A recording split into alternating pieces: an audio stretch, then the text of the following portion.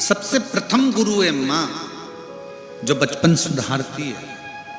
दूसरा गुरु है पिता, जो जवानी सुधार देता है बच्चों की।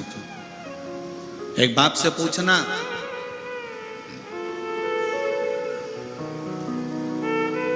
हमें एक पिता की एक बात स्मरण में आ गई।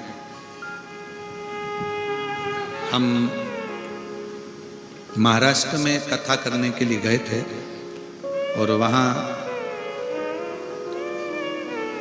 एक पिता की इच्छा देखिएगा, मैं उसका नाम नहीं लेना चाहूंगा। 6 महीने रिटायरमेंट के बचे थे उस पिता के।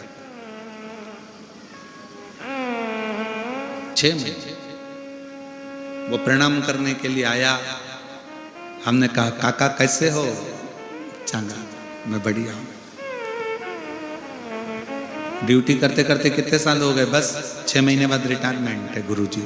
हमने कहा ठीक। कोई इच्छा? तो कहा एक इच्छा है कि मैं ड्यूटी करते करते ही मेरे प्राण छूट जाए। मैंने पूछा क्यों? कहा कम से कम आज के जमाने में मेरे बेटे को अनुकंपा नियुक्ति तो मिल जाएगी। एक पिता मरते दम तक भी अपनी औलाद के लिए सोचता है। और आज का बेटा चंद्रमुखी के चक्कर में माँ बाप को दुखी कर देता है।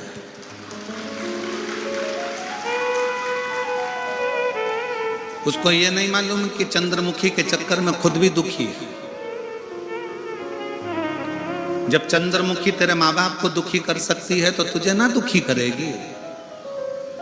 उसका नाम चंद्रमुखी है, तुझे सूरजमुखी ना कर दे तो बात है।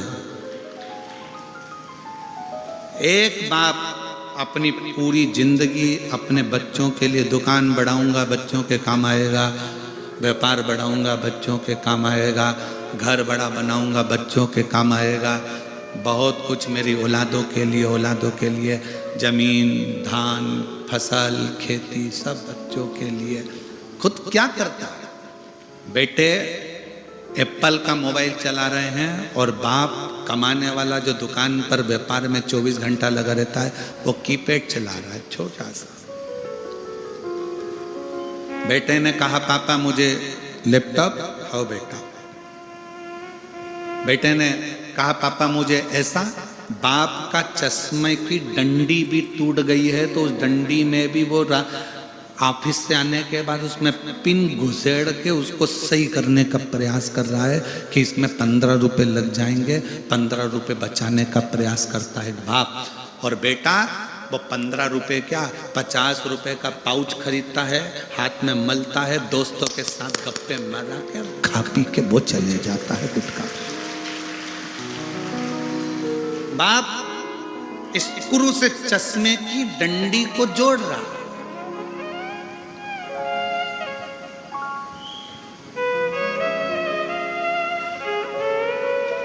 मेरी बेटियों, बेटाओं, मेरी माताओं, मेरी जीजियों, मेरे जीजाओं, बच्चों को एजुकेशन दो, खूब अच्छी दो, खूब अच्छा पढ़ाओ, पर साथ में उसको संस्कारित भी बनाओ। बहुत बड़ी पूंजी है संस्कार, बहुत बड़ी पूंजी।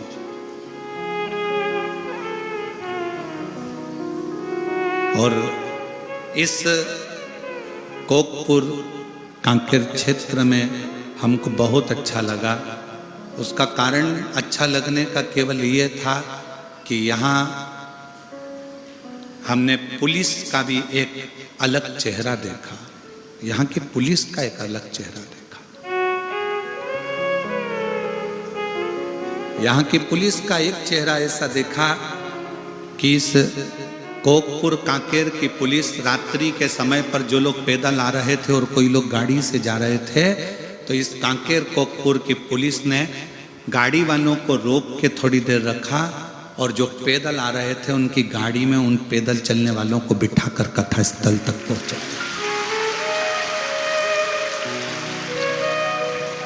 मैं कांकेर कोकपुर की पुलिस को सैल्यूट देता हूं, सलाम करता हूं और वंदन करता हूं उसको कि आप लोगों को नम्रता भगवान ने बहुत दी। अपने पद के साथ में अपनी दिल की नम्रता को गंवाया नहीं आप लोगों ने। और दूसरी जगह का होता तो सोचते कि इतनी भीड़ है, लाखों की जनता है, पंडाल भरे पड़े हैं, टेंट भरे पड़े हुए हैं, रात भर लोग आ रहे हैं, लोग घबरा कर कह देते चलो जाने दो, जो होगा देखा जाएगा, चाहे जंगल में जाए तो अच्छी बात है। पर नहीं, यहाँ की पुलिस ने, यहाँ के लोगों ने गाड़ी को रुकवा कर जो पैदल आ रहे थे उनसे कहा इनको बिठाओ। उस गाड़ी में पहले से लोग भरे हैं तो भी उसमें एडजस्ट करा कर बिठा कर उनको इस कथा स्थल तक भेजा कि किसी को कष्ट ना हो और वो आराम से कथा स्थल तक। ये चेहरा लोगों को प्रेरणा देता है कि आपके अंदर भी एक दिल धड़कता है।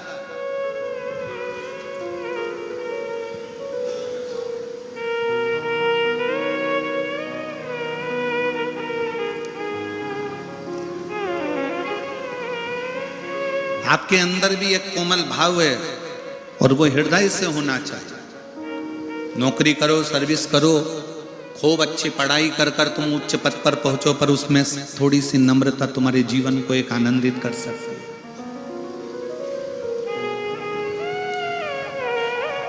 सुख है।